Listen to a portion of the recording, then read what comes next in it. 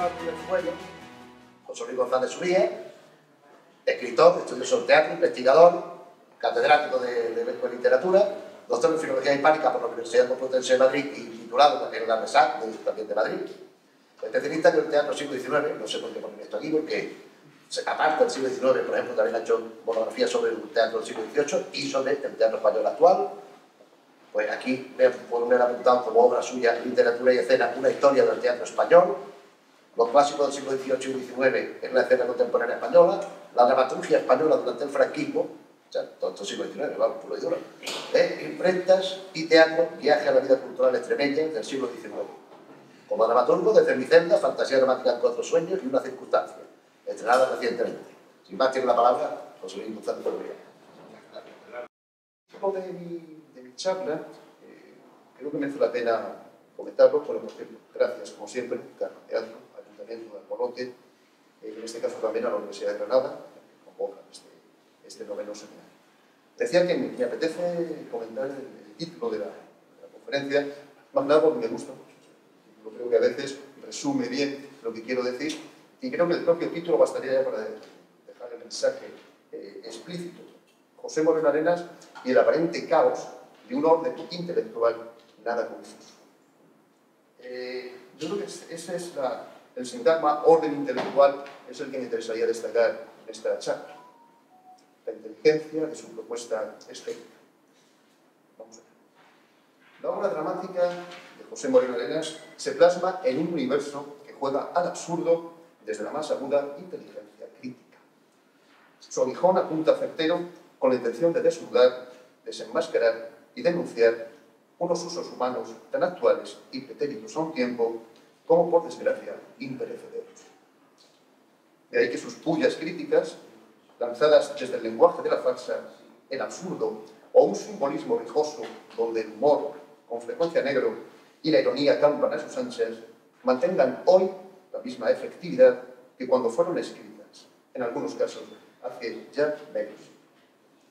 Pero el mundo que reflejan sus creaciones y los seres que lo pueblan, lejos de responder a una realidad absurda, nacida de la confusión y el caos, expresa hechos y comportamientos humanos reconocibles, muy concretos, destinados con irónico divertimento a la reflexión y a la denuncia desde un orden intelectual, como digo, nada confuso.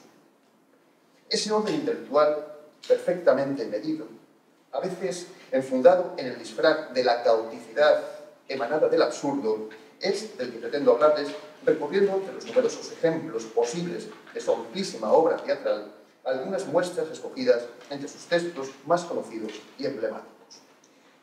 Las obras de Moreno Arenas no buscan impactar por la emotividad, no pretenden ahondar en los sentimientos humanos con el fin de provocar una respuesta emotiva, ni siquiera en aquellos textos donde las vejaciones o desprecios hacia las víctimas elegidas por este como representaciones más inocentes del ser humano, humilladas por otros representantes de la misma especie, podrían llegar a provocar la indignación o una repulsa instintiva. La frialdad intelectual se impone en un teatro que debe ser entendido como una representación simbólica, evidentemente conceptual, destinada a provocar la reflexión sobre las situaciones planteadas por el dramaturgo en escena, ya sea desde el prisma del vanguardismo o desde posicionamientos estéticos a veces cercanos a un costumbrismo, podemos decir, de carácter incluso bufo. En cualquier caso, el teatro de Moreno Arenas nunca nos hará llorar. Sí sonreír con una mueca de comprensión y distanciamiento, no por ello menos cercano y comprometido, nacidos del intelecto. Desde el humanismo no impostado de un autor que apuesta por la inteligencia como rasgo verdaderamente diferenciador del ser humano. El teatro de Moreno Arenas no busca conmover, sino remover conciencias. Entre los diferentes planteamientos argumentales empleados por el dramaturgo, es frecuente encontrar en sus obras un conflicto dialógico dual entre dos antagonistas o grupos antagonistas, a veces en forma de monólogos dirigidos a colectivos sociales ausentes, entre los que no existe una posición de igualdad, sino de poder e inferioridad inversamente proporcional al calado moral de los representantes de este enfrentamiento, más bien ataque o humillación, normalmente unidireccional, dirigido desde arriba a abajo. Es el caso de los numerosos representantes del ámbito político que pueblan sus textos, a veces denominados simplemente de este modo, político, de forma genérica, como sucede en el retrete, el accidente, el currículum o la tentación, entre tantas otras piezas. En esta última, por ejemplo, su mirada se dirige hacia un tipo de cargo bien conocido por el dramaturgo, los alcaldes, a quienes sin duda conoció muy de cerca en su larga trayectoria profesional en el ayuntamiento del municipio donde ha transcurrido su vida. Como sucede asimismo en La Paloma, donde junto al interesado alcalde que urde la trama de la cruel y ridícula sacrificación de Palomo, figura un concejal cuya catadura moral es tan infame como la de su jefe. Otras veces, el poder lo simbolizan hombres poderosos que fuman puros, como la factura, empresarios, y si nos dicen que nos vayamos, vamos todos y nos vamos, banqueros, el accidente, en la hipoteca también, o simplemente personajes que representan el estatus acomodado o bien pensante de la ortodoxia cultura más tradicional, tanto en el orden religioso como en el ciudadano. Desde ese romerito, mayordomo de la Hermandad de la Santa Marcha Romera a la ermita de la Virgen del Abijón, que protagoniza varias obras del dramaturgo recogidas en el volumen Hechos y Desechos de San Romerito, a las diferentes beatas, como en las vírgenes, en el abrigo chaleco, o chismosas en la Espinilla, que pueblan sus textos, representantes todos de un provincianismo marcado por la hipocresía y el cinismo sin ápice alguno de humanidad. Actitud no ajena a sí mismo al resto de la ciudadanía, ya sea un turista de safari dispuesto a quitar la vida a un nativo por haberle arañado su todoterreno en el safari, el propietario de una autoescuela que maltrata a un inválido en el aparcamiento, o un bañista playero que denuncia la llegada de pateras a las costas, mostrando su desprecio a todo lo ajeno a sí mismo en la playa. ¿Tiene agua ahí? No sé. Estas horas...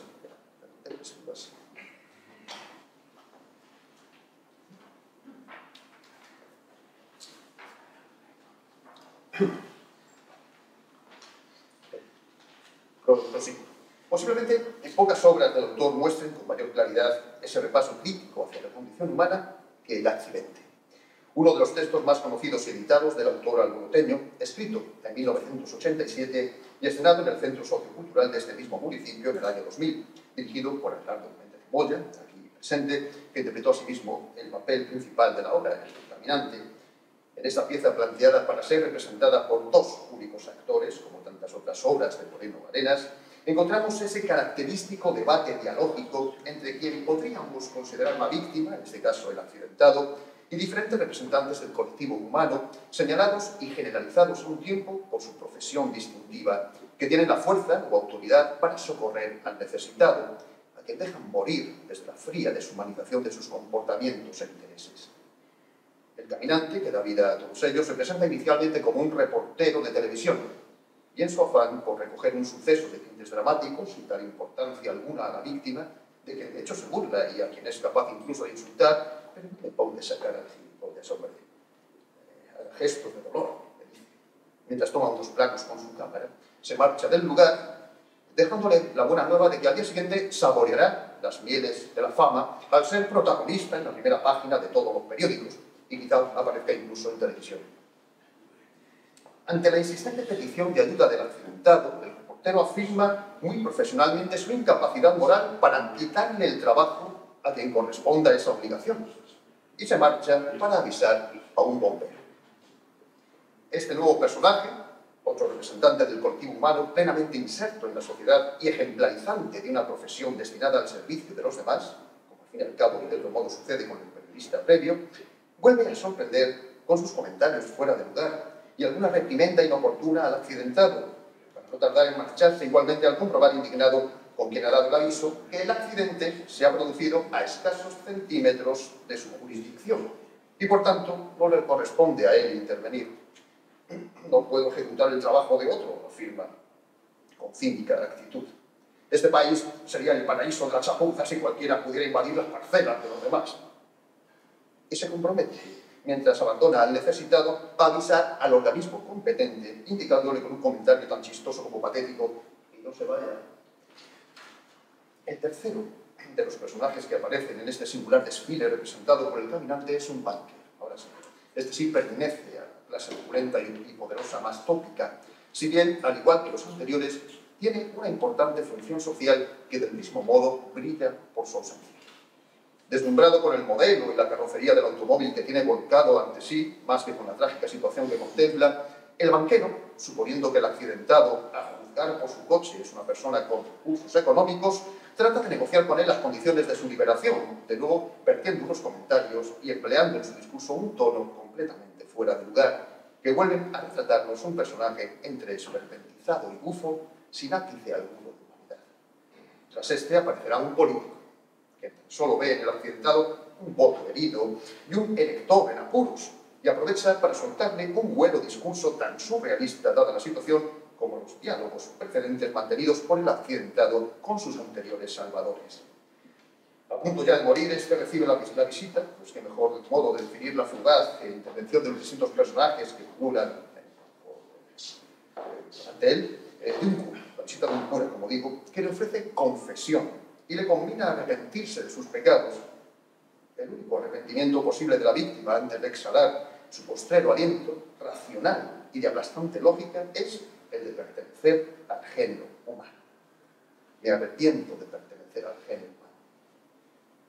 Poca explicación requieren estas últimas palabras, contundentes, rotundas, pronunciadas en vida por el accidentado. Pero la seriedad de la situación vuelve a romperse intencionadamente por el dramaturgo con la aparición del último personaje en que se metamorfosea el caminante, un enterrador que, con escaso respeto por el cadáver, ¿dónde estás, fiambre? Fiambrito, ¿dónde estás? Inquiere. Es quien finalmente lo libera del vehículo para marcharse a continuación con él caminando. Este enterrador, cuyos atributos parecen identificarlo con la propia muerte, y ha venido a ofrecerle su amor al accidentado, mi amor jamás falla, le dice al espíritu del fallecido con quien dialoga, se convierte en la única esperanza para quien vuelve a afirmar sentenciosamente, ya desde el otro lado, su decepción con el género humano. Mis experiencias con el ser humano han marcado negativamente mi vida y mi muerte. El humorismo presente en la obra de José Moreno Arenas no puede ocultar el dramático sentido que encierra la visión del mundo inherente en sus textos. Un escepticismo tragicómico se extiende a lo largo de una producción donde el dramaturgo en realidad no deja títere con cabeza. Y no hay mejor expresión, títere, para calificar a unos personajes que tienen más de caricaturas esperpénticas que de verdaderos seres humanos, aunque nos reconozcamos inequívocamente en ellos. Estos constructos del intelecto, arquetipos deshumanizados, representan a la humanidad en su conjunto, bueno, siendo un poquito más humildes, al menos la más cercana a nosotros, la sociedad española, y dentro de esta, a la Andalucía más profunda, que con sus peculiaridades adquieren en cualquier caso rango de universalidad en muchos de los textos del autor. Las características piezas indigestas de Moreno Arenas desnudan los vicios y defectos más comunes de nuestro mundo, pero sus dardos incisivos, en un ejercicio de honestidad y justicia, no alcanzan solo a las capas altas de la sociedad, a los poderosos, como podría parecer en un primer acercamiento a sus obras, sino a todos los individuos, sea cual sea su condición. Es el caso del Santo Palomo, tan víctima de su propia vanidad como de la maldad y la ambición mostradas por el alcalde y su concejal, capaces de llevarlo a la muerte abusando no solo de su ignorancia, sino del fanatismo religioso de un pueblo hecho de la misma pasta que Paloma. Recordemos esas palabras de los variadores con las que se inicia esta conocida pieza del autor, La Paloma. Mareas del esperpento, olas de España profunda, brisas de tiempos lejanos que a la inteligencia insultan. La inteligencia. ¿Qué sería de este mundo sin la inteligencia humana? Se repite como un mantra en el retrete, no como un mantra en el retrete, quiere decir como un mantra en la obra El Retrete. Se repite en esa obra, solo que con un sesgo de ironía, en este caso, que deja en entredicho la presencia de dicha cualidad en el Homo sapiens. A ella apela el dramaturgo de manera reiterada, directa o indirectamente en sus obras.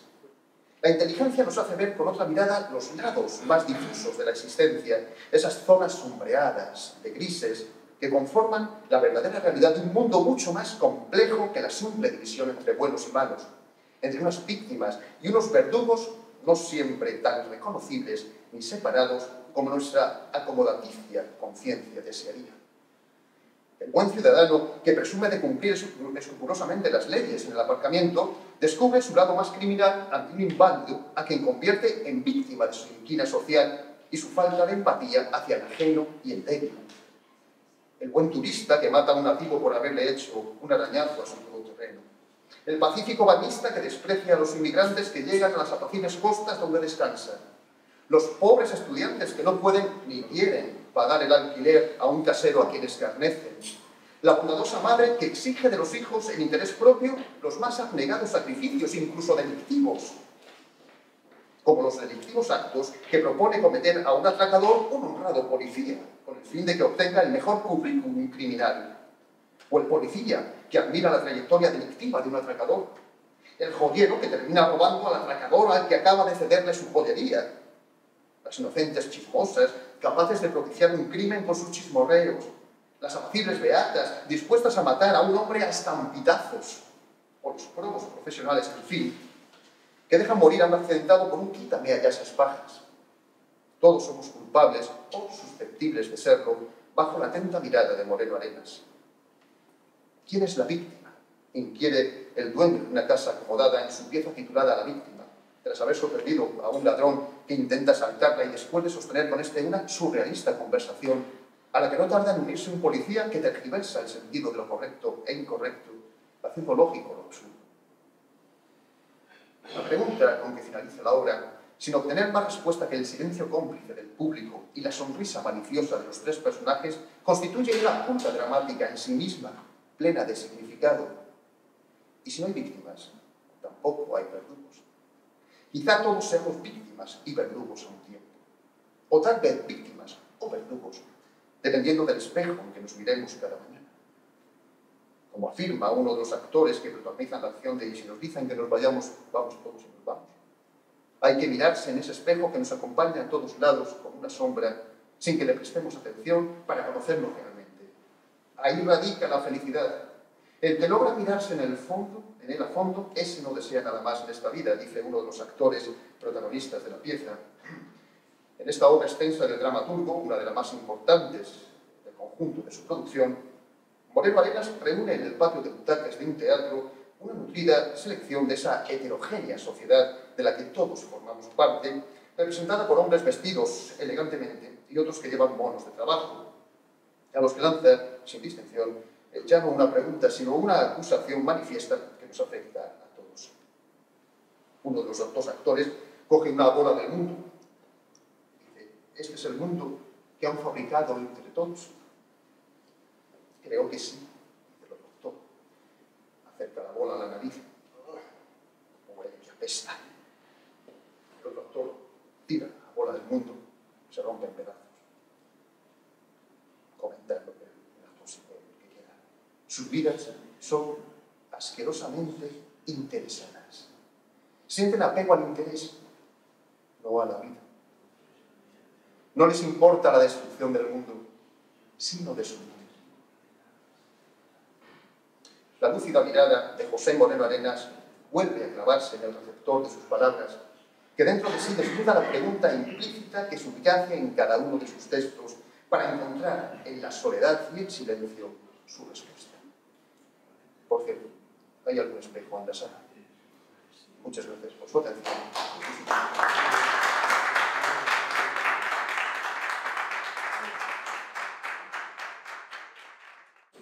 Muchas gracias, José. No, es que además pasa una cosa, es que yo tenía previsto en la intervención que yo hice hacer un parangón entre mi idolatrada violadora de Arrabal y el accidente. Pero como ya me quedaba aquí, entonces catedralicio, pues digo, bueno, tendrás que recordar, y ya lo has recordado tú, pues yo que me acuerdo muy bien de esa obra, y mi idolatrada violadora, pues una señora como Piqué, la presenta UNESCO, y van derribando paredes, y van apareciendo periodistas extraños, aparecen los mafiosos, aparecen los abogados, tirando cosas, van desfilando un poco como en tu obra, ¿no? Y me ha gustado mucho que hayas hecho esto y en general tu intervención. Como sin duda me va a gustar la de María Jesús Orozco Vega, que está aquí. Ya empieza a irse, la verdad es que ya está aquí. Es profesora de la Universidad de Sevilla Es que no he dicho el título de tu conferencia, la comienzo.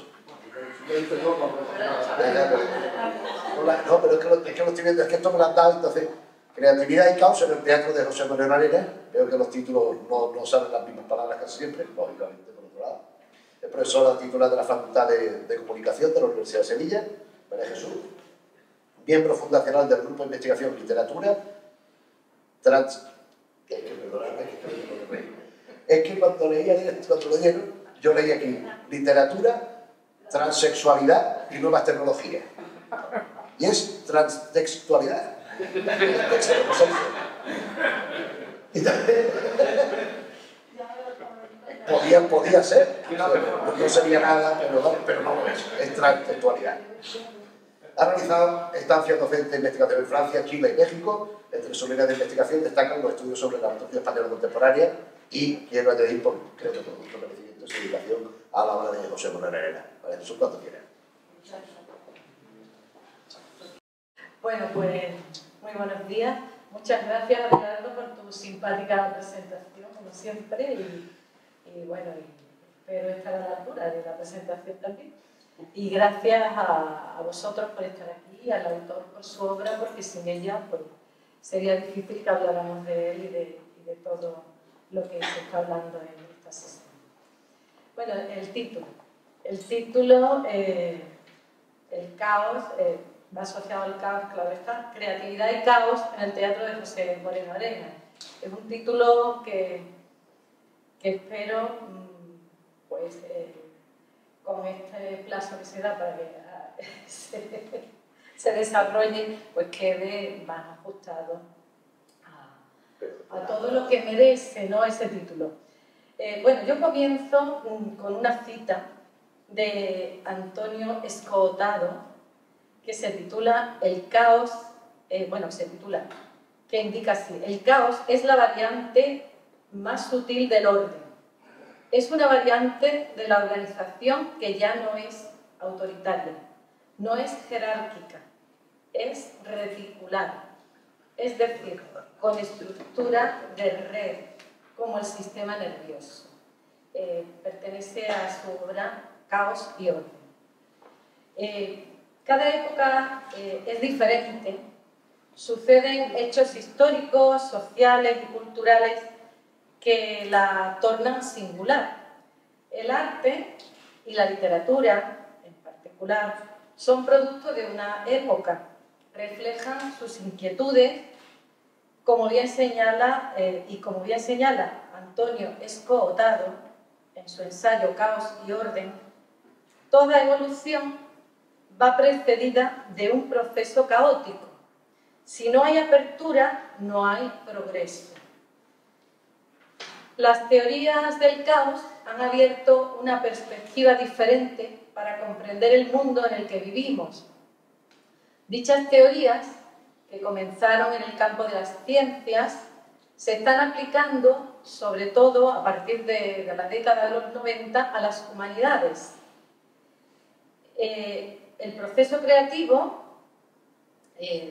se ha analizado también a partir de las teorías del caos.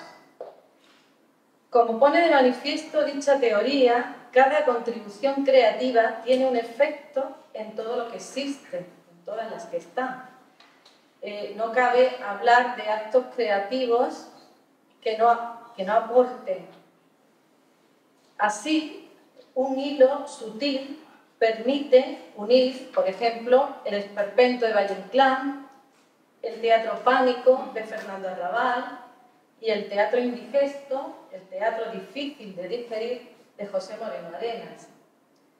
Los tres dramaturgos trabajaron el caos y a través de él trazaron una época turbulenta, compleja. El propio universo creativo, el macrocosmos dramático que construyeron, tiene también sutiles hilos entre sus propias obras. Delimitan así un orden caótico en apariencia, en el que se muestran pasadizos, algunas simetrías, repeticiones, que el lector o espectador tiene que desvelar. José Moreno Arenas muestra, a través de sus obras, un universo artístico que se nutre del caos, que genera confusión, extrañeza y sorpresa y que apuesta por una estética de vanguardia. Su diseño dramático del caos se sustenta en una serie de técnicas entre las que cabe señalar la estructura con variaciones, la aglomeración de personajes en el espacio escénico, la ruptura de los papeles tradicionales asignados a los personajes, a los actores y a los espectadores, la introducción de fórmulas innovadoras como y la valiosa colaboración del espectador, la ruptura de los límites espaciales entre el escenario y el patio de butacas, los contrastes generados por la confluencia entre diferentes acordes musicales, entre el caos generado por la expresión verbal y el silencio, las aglomeraciones de objetos en el espacio escénico y la sorprendente caída del telón en momentos climáticos, apostando por un final abierto y reclamando la colaboración del lector, espectador o espectador. Todas estas técnicas, utilizadas con gran sutileza y arte de ingenio, ponen de manifiesto su dominio del arte dramático y su conocimiento e implicación con la época en la que le tocó y le ha tocado vivir. Creatividad y caos se combinan de forma magistral para expresar su inconformismo y su rechazo frente a un mundo imprevisible, deshumanizado, incoherente e injusto. La reiteración constituye un ingrediente dramático que se manifiesta en la estructura de sus obras de forma recurrente, contribuyendo a forjar un ritmo ágil, en ocasiones vertiginoso, que genera confusión en el espectador al introducirlo en escenas disparatadas que rozan el absurdo, al hacerle comprobar al espectador que cualquier cosa puede suceder, como se desprende de la teoría del caos.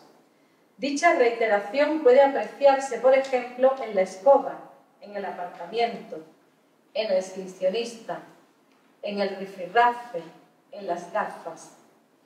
Sin duda, el efecto sorpresa adquiere en estas situaciones, en estos conflictos, un valor fundamental. Así lo ha señalado Adelardo Méndez Moya cuando se refiere al hecho de que una sorpresa puede acaecer en un momento puntual de la pieza o extenderse a todo lo largo de su acción, de suerte que el texto se conforma como una ininterrumpida sucesión de actos sorprendentes. Si la estructura muestra un mundo que tiende al caos, al reproducir los conflictos con ligeras variantes en la misma obra, los personajes también aparecen contaminados por esa aglomeración. No en vano se congregan en algunas obras un número bastante considerable en el espacio escénico, invadiendo en sus pocas ocasiones el patio de butacas, en no pocas ocasiones.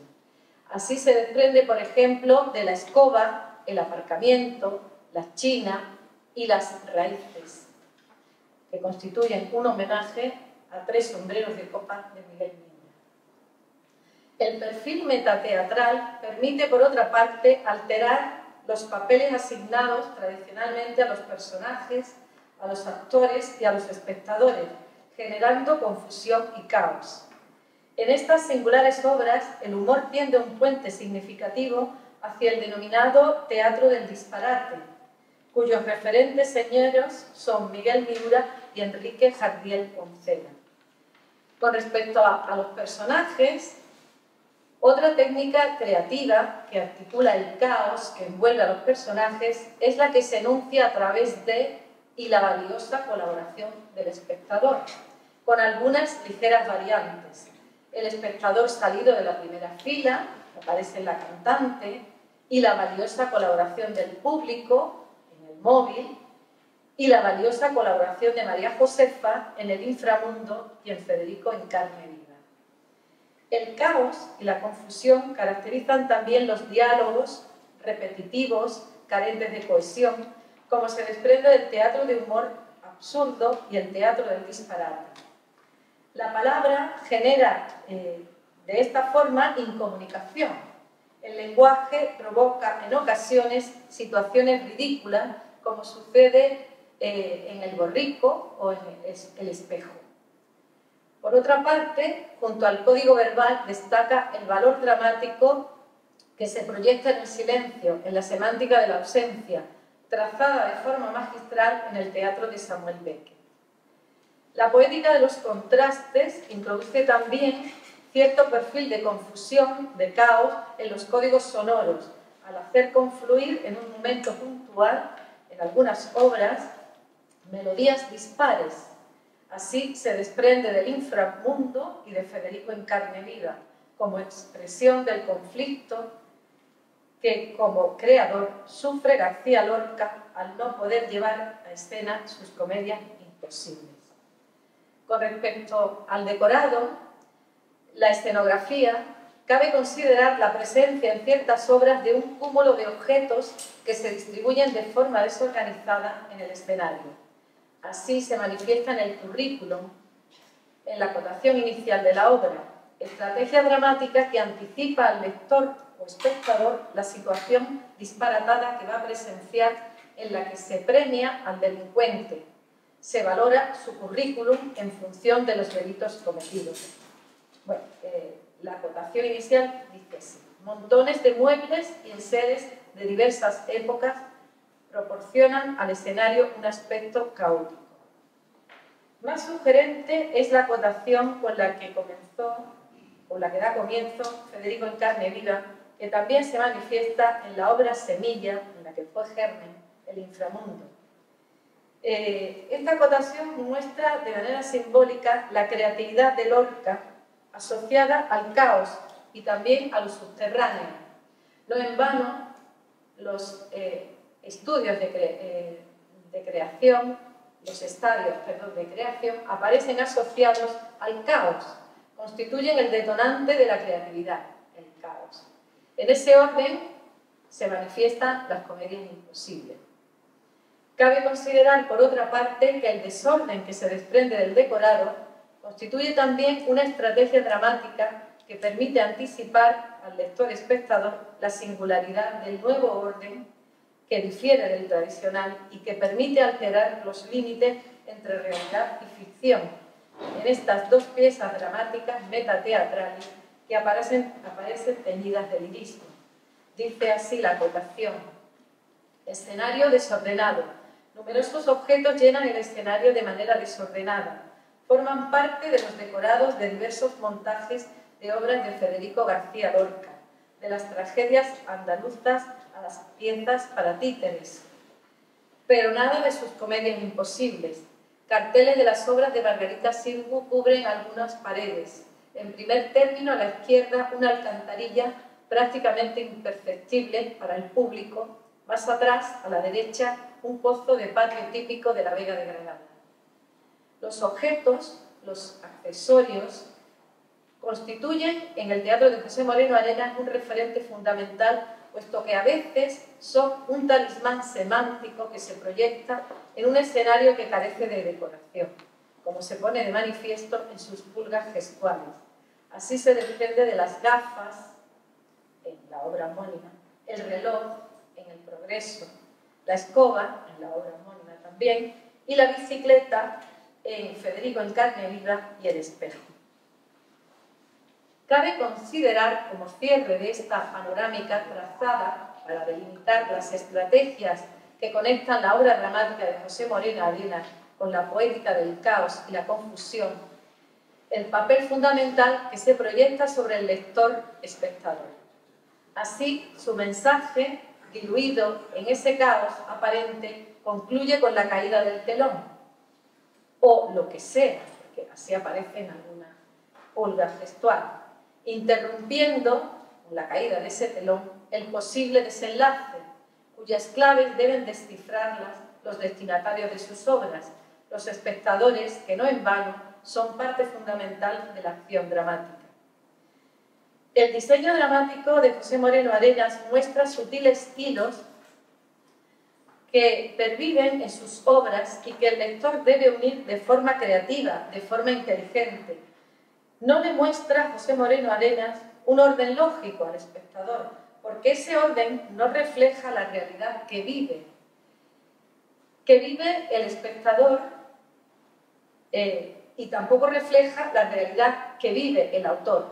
Le muestra, como señala Antonio Escobotado, el caos como la variante más sutil de un orden reticular, un orden que sigue la estructura en red, a semejanza del sistema nervioso. Le muestra, en palabras de Fernando Arrabal, las he asumido, el rigor matemático de la confusión.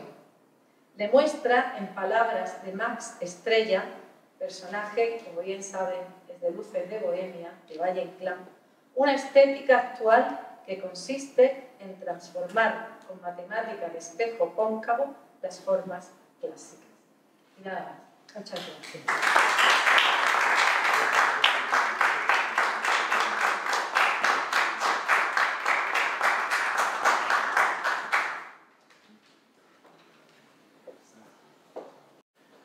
Miguel Nieto Nuño es profesor titular de la Facultad de Comunicación de la Universidad de Sevilla, director del Máster Universitario en Escritura Creativa, doctor en Filología Hispánica por la Universidad Complutense de Madrid, licenciado en Filología Hispánica y Periodismo por dicha universidad, profesor invitado en la Universidad de Nueva York, Montreal, Lyon II y modelo de Mérida, México.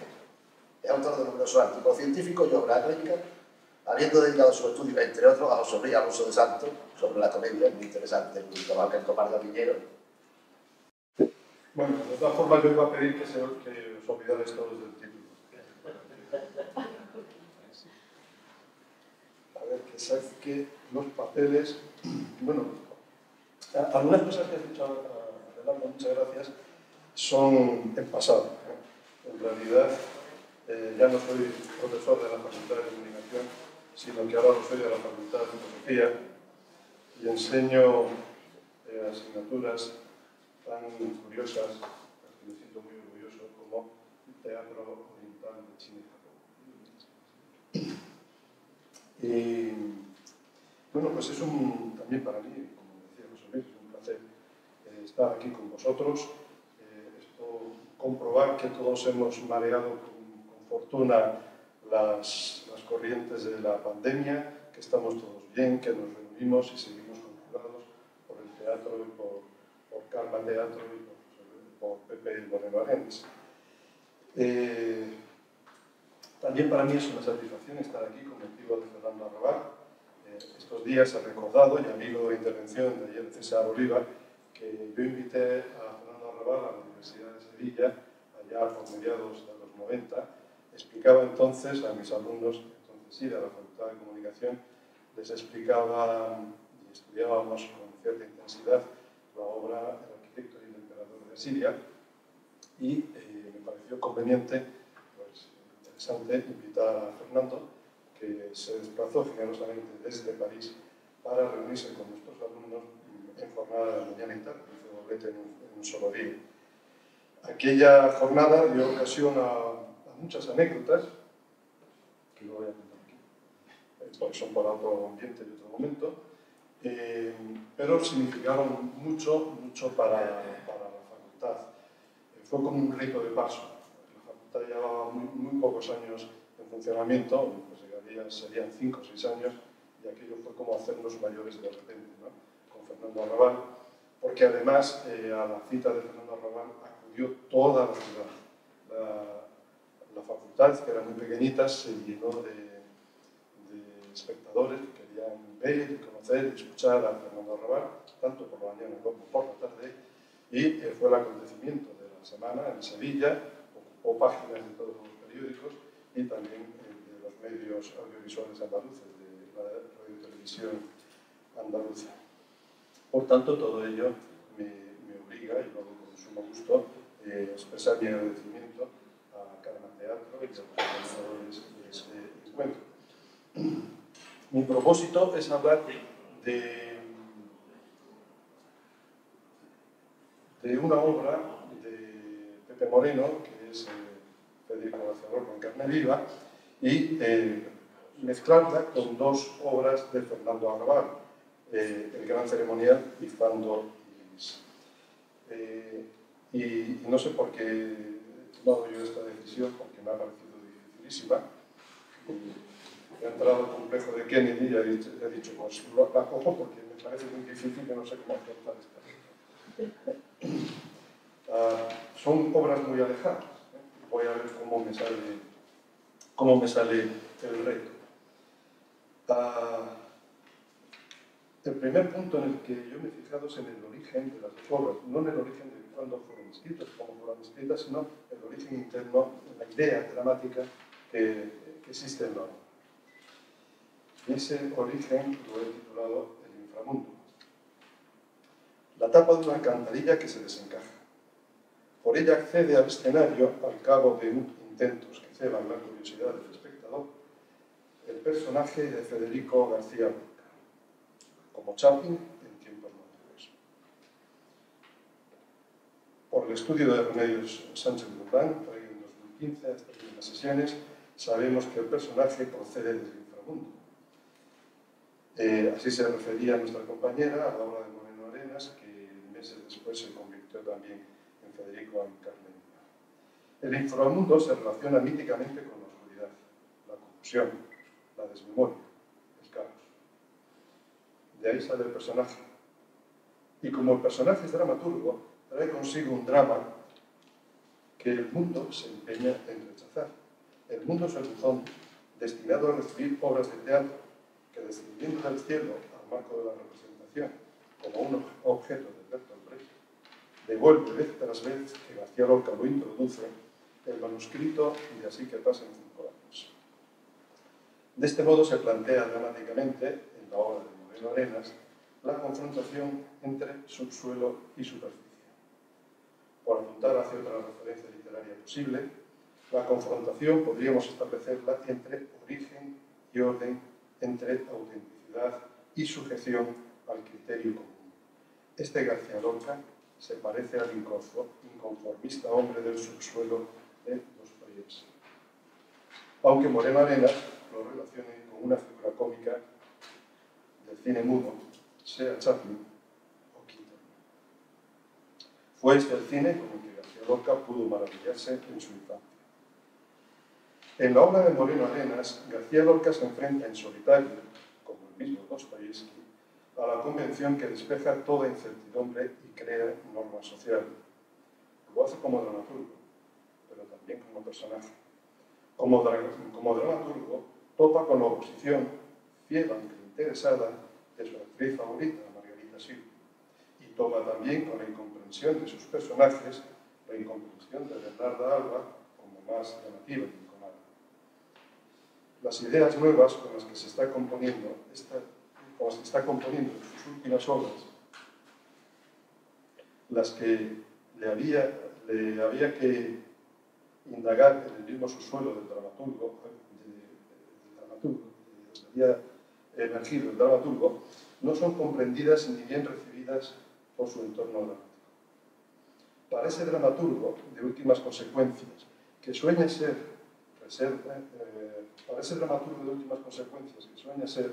se reserva el agua amarga que extrae del mismo subsuelo.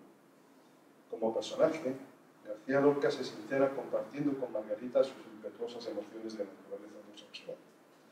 Derrotado y con la sombra de la muerte a punto de abrazarlo por la espalda, retorna García Lorca al inframundo, donde espera encontrar un interlocutor más accesible, un dramaturgo del futuro, Samuel Beckett.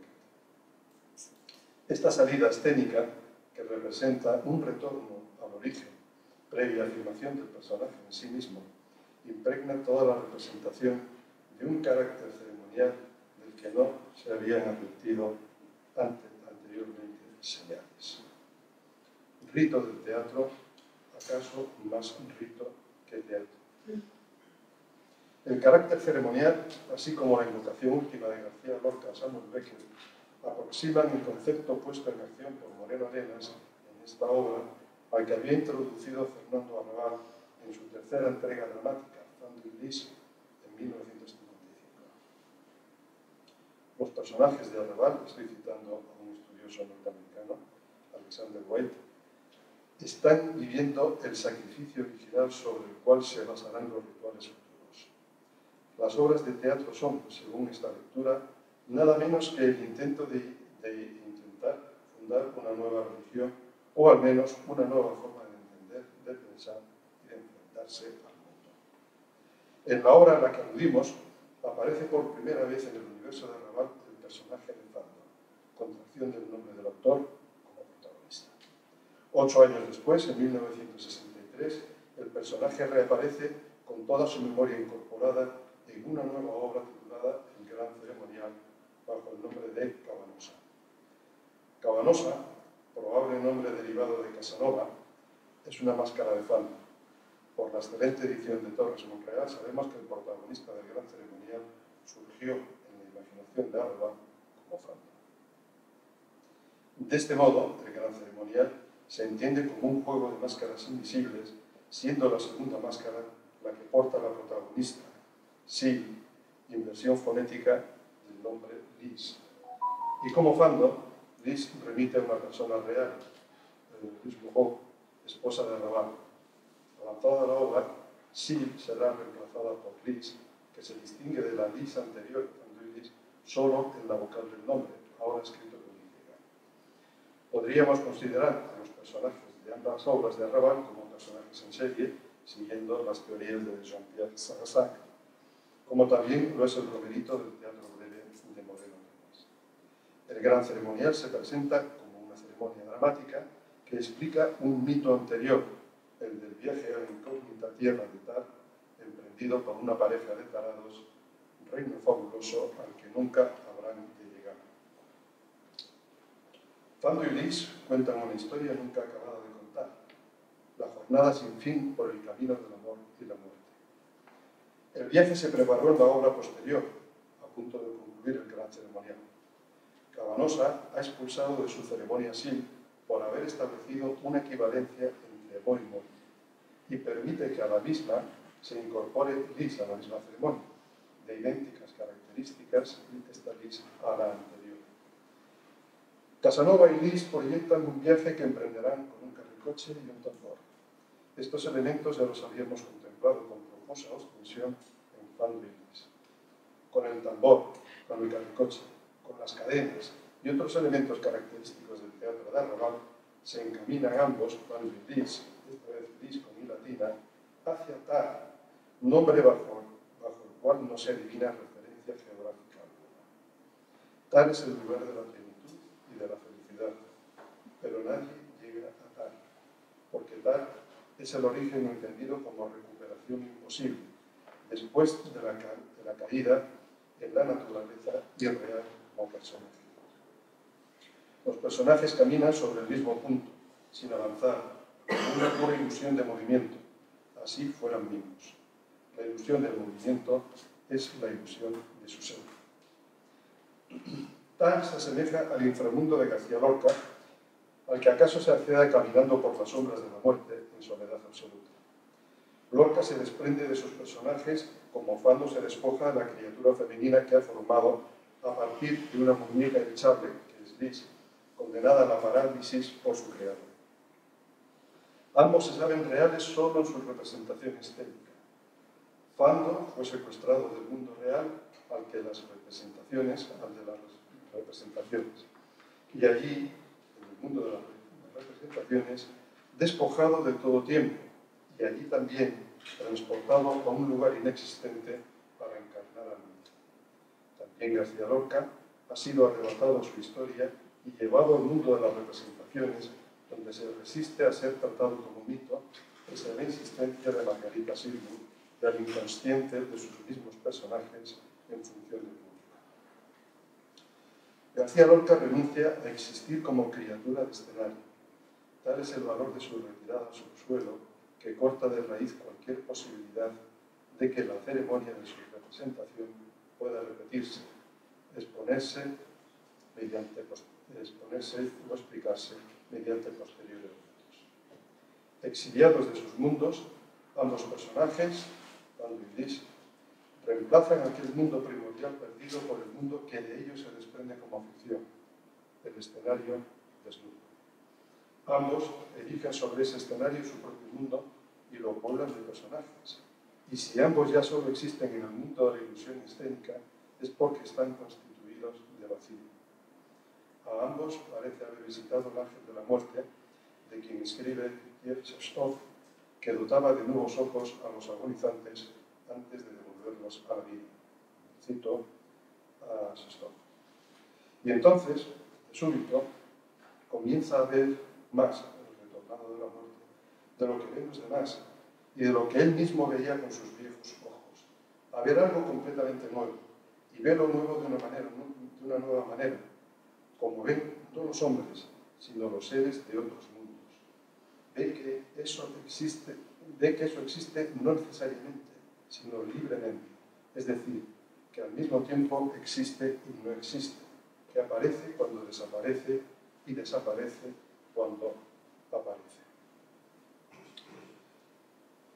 Habiéndome referido al origen, examino a continuación la trama como una construcción imposible en ambas obras. Y parto de una cita de Eusebio Camonge, que dice así: la trama se establece entre los personajes, el argumento viene desde fuera, al modo de un destino irreparable. Tanto en Federico en carne viva, como en el gran ceremonial, el personaje protagonista actúa como centro de gravedad que atrae a su respectiva contraparte. Margarita Schirgu acude desde no se sabe qué instancia al encuentro de Federico, al intuir su enojo por ver rechazado lo original, y así que pasan 5 años. Sil, Liz, acude al banco del parque donde Fando Cabañosa refugia su soledad y reclama a su madre. De ambas protagonistas femeninas no se sabe absolutamente nada que no dependa de su relación con García Lorca en una obra o con Fando Cabañosa en la otra. Carecen de historia dramática y carecen de otro origen que no provenga del protagonista masculino a cuya compañía acude. García Lorca crea a la actriz por medio de los personajes que le entrega. Fando también crea a Liz en sustitución de las muñecas sobre las que arrojaban su represión y su furia. Llegan Margarita y Liz por la atracción irresistible de la discordia que advierten alojada en el interior de cada uno de aquellos otros. Pero la discordia que constituye el fondo de los personajes de Federico y Fando no es traspasable. Al contrario, al servir de contrapunto dialéctico, favorecen la epifanía de la contradicción y de la misma discordia. García Lorca y Fando Cabañosa son personajes atrapados en contradicciones que les proyectan a sus límites. García Lorca se debate entre la fidelidad a su verdad íntima y la adaptación a lo socialmente aceptable. Desconozco qué bestia habita últimamente en mi interior, reconoce Federico de Moreno Arenas. La verdad es que tengo una vida interior muy agitada, se sincera Fando Cabañosa ante Liz. Es orientado ante las edades que no sabe vivir y los desórdenes que estas edades le acarrean. Frente a estos personajes, que forjan su carácter en una contradicción paralizante, Margarita y Liz se caracterizan por la simplicidad y la supeditación a los conflictos internos de sus contrapartes. No pueden evitar el drama que los desasosiega, porque forman parte de él. Están marcadas por la impotencia.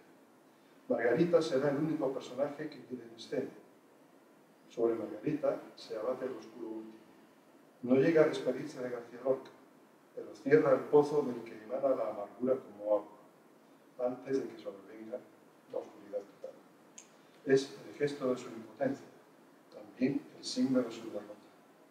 El abandono de García Lorca la deja despojada de nuevos personajes que puede representar. Liz agoniza ante la indiferencia de Fando, que repara su tambor. Morirá fuera de escena. Ambos, Fando y Liz, han renunciado a tal. Tampoco alcanzarán ni la conmoción ni la conciencia recobrada.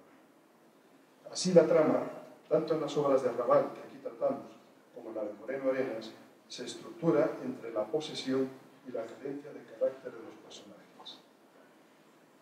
En la obra de Moreno Arenas, el carácter es condición para la inacción, lo que encierra la obra en la mente del personaje, privándola de toda historia o argumento si seguimos la anterior distinción de cada uno.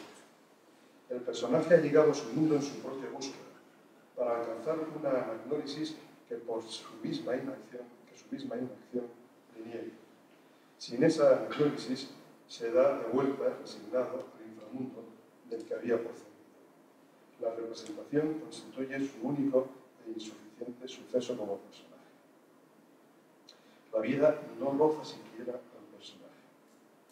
Las referencias históricas nos pueden engañar y hacernos creer que hay, efectivamente, encarnación dramática de la vida, pero no es así, creo. El García Lorca de Moreno Arenas es un puro fantasma, y Federico en carne viva es un drama sin acción que se despliega en la mente de su protagonista como un estado existencial a la manera pensada por Kierkegaard y seguida por Strindberg. Lo mismo podríamos decir de Fando, aunque en el caso de Arrabal el planteamiento resulta más complejo al abarcar dos obras históricamente distantes, pero sucesivas en su discurrir dramático, aunque en orden inverso. La peripecia de Fando Cabanosa da inicio en forma de cuadros que retratan tres momentos de su relación primera con Gilles Lis. Aunque cuadros están conectados temporalmente formando una historia, al modo de los retablos sacros. Y la historia discurre desde el recelo de los personajes al abordarse hasta la complicidad entre ambos, superada la prueba que interpone el amante de Lis. Los tres cuadros sirven de prólogo a la obra del gran ceremonial, contada, ahora sí, como historia dramática plena de acción. Concluida esta historia, comienza el viaje extático a Tara, de Fando y Lis, obra, recordamos, 8 años antes. Y es aquí donde el recorrido de Fando Cabanosa concluye en la misma intemporalidad que García Lorca. Con la pérdida de la temporalidad, la historia de aquel peregrinar se multiplica en versiones sin término, cada cual más inveraz y más disparada. La trama se amplía a otros personajes, entre los cuales destacan el de Bernarda Alba y el de la madre de Fando. Ambos se caracterizan por su personalidad dominadora. Bernarda ya no es la de García Lorca, sino la de Moreno Arenas. Por esa razón no forma parte del elenco de escenario. Moreno Arenas la quiere entre el público, por infundir en el público la energía de la interpretación actoral como concibió Jean Genet. Entre envolturas del metateatro, denuncia Bernarda por impostura desde el patio de butacas a la Bernarda Alba que sobre el escenario escenifica Margaritas. El enfrentamiento entre ambas Bernardas trasunta el enfrentamiento por la atribución de autoría entre el dramaturgo fingido, aunque veraz, García Lorca, y el dramaturgo real, solamente una vez aludido como personaje ausente, Moreno Arenas, y mueve a colisión los distintos niveles de la ficción dramática. Miguel, por favor, vete terminando. Quedan 2 folios. Poco tiene que ver con esta nueva y desconocida Bernarda Alba, el de la madre de Fando Cabanosa, salvo en que ambas poseen un carácter castrador. Fando necesita de un personaje femenino como Lis para deshacerse mentalmente de su dominio y liberar de toda dependencia su atormentada personalidad. Un personaje al que transferir al mismo tiempo su complejo de víctima. Con Lis planea un matricidio que solo en su mente llegará a realizar, mientras sus actos se encaminan hacia la confirmación de una compañía femenina liberadora, sobre la que su tortuosa personalidad se pudiera expandir. Al interponer entre los personajes de carácter a personajes que carecen de él, se evita toda colisión dramática exterior. La trama encierra a los personajes en su espíritu para conducirlos hacia su disolución. Tanto Federico como Fando se pierden en sus mentes antes de desaparecer del escenario, que es consecuencia de ese desmoronamiento interno del personaje. En ningún caso esa disolución es comunicable, en ninguno traspasa los límites del escenario y alcanza al espectador. No hay conmoción posible porque la ficción se disuelve en sí misma y desaparece ante la vida. De modo alguno, los personajes alcanzan el rango de ejemplaridad. Y acabo con un retorno al mito con la reinvención de máscaras. Dado que en estas obras la trama devora la historia, la solución dramática se da como juego de máscaras en cada protagonista, como vía de retorno al mito. Cada indeterminación de García Lorca, cada contradicción de Fando, revelan otro personaje interno, cuya máscara solo ambos reconocen. Al final, el personaje se entiende como el resultado de esa arte combinatoria de figuraciones enmascaradas que conducen al personaje hacia la catástrofe. La supresión del tiempo correlativa a la eliminación de la historia colabora en ese proceso de identificación. El tiempo se torna espacio, como en los lienzos más característicos de Velázquez. El espacio es la figuración del tiempo mítico, y como el espacio emana del personaje, el proceso de identificación nos lleva hasta él. García Lorca acaba por aceptar que el sacrificio de su fama le pone en una senda de despojamiento hacia la insignificancia, vía pues de purificación que acabará reuniéndole con Samuel Beckett, autor directo de Moreno Arenas. El inframundo es el lugar donde la persona encuentra su verdad como nada, el personaje como nada. De igual modo, Fando se pierde en las interminables versiones de su viaje a Tar, como se empequeñece un caminante en los horizontes. El personaje ya solo es la confrontación y la diferencia de sus máscaras sucesivas, afirma Salazar. En el personaje de García Lorca, la confrontación se da entre el amante abandonado, el dramaturgo insatisfecho de su arte y la conciencia pirandeliana de saberse personaje en pos de una verdad que nunca le pertenecerá. Cada faceta refleja un personaje que actúa frente a los otros como una simulación. De igual modo, Fando parece uno más entre los oníricos, hijo de la noche, manifestación de las azarosas y cambiantes representaciones del sueño. La máscara, advierte Nietzsche, es anterior a la desacralización democrática del teatro, de los tiempos en que la tragedia aún conservaba el antiguo espíritu de los ritos divisivos. Fando, mejor que cualquier otro personaje teatral, devuelve el teatro a esos orígenes rituales, que son asimismo los ritos de infancia a los que nunca podrá alcanzar explicación alguna. Fando se remonta al estadio cuando el ser humano es todavía carne de mito, antes de que la conciencia actúe en él como el soplo del maligno que sorprendía desprevenidos a los personajes de la Biblia. A diferencia de Federico García Lorca de Moreno Arenas, Fando carece de conciencia como personaje, no reconoce su emanación estética. El mundo dramático de Federico en carne viva y el de Fando y Lis, concluyo, desbordan las fronteras de la representación mimética para aventurarse en la ceremonia de los siglos.